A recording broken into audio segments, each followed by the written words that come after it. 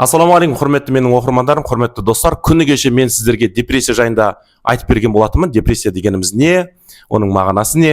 Ал бүгін сол депрессияға себеп болатын кейбір факторларды атап өтетін боламын. Олардың ең біріншісі ол мидағы химиялық өзгерістер. Яғни норадреналин, эндорфин, дофамин, серотонин гормондарының теңгерімсіздігінің себебінен депрессия болуы мүмкін.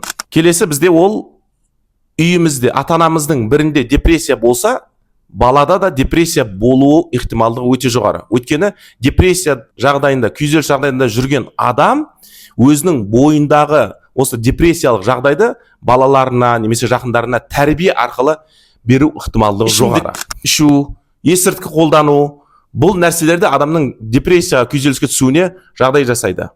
Дәрілерді шектен тыс қолдану және денедегі аурулар әртүрлі, физикалық аурулар, мысалы мынау гормональный изменение дейміз ғой, мынау қалқанша безіндегі өзгерістер, жүрек аурулары, созылмалы денеміздегі аурулар, әртүрлі операция жасату, ота жасату, бұл нәрселерде адамның депрессияға түсуіне себеп болуы әбден мүмкін.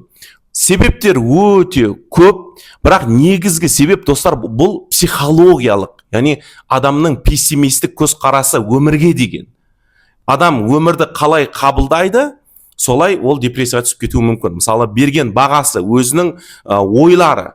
Мысалға, сіз әйеліңізді немесе күйеуіңізге балаға сөз айтасыз, күйеуіңіз оған ашуланады, немесе ренжиді. Ал екінші бір адам бар, ондайға ашуланбайды, ренжімейді. Енді бұл жерде қайсысы тез депрессияға кіреді, қайсысы депрессияға мүлдем кірмейді? Әрине бұл жерде ашуланып ренжімеген адам депрессияға кірмейді, ал ашуланшақ, ренжігіш адамдар депрессияға немесе әртүрлі паникалық шабуылға, ұйқысыздыққа, тәбеттің бұзылуына, осындай проблемаларға жолығуы бек мүмкін.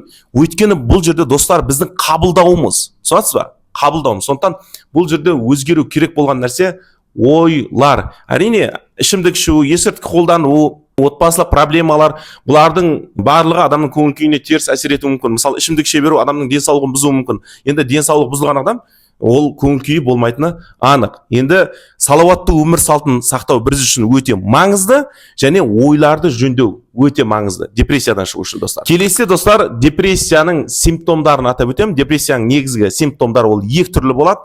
Біріншісі ол физикалық, екіншісі ол психикалық, яғни когнитивті симптомдар. Соларға толыққанды тоқталатын боламыз.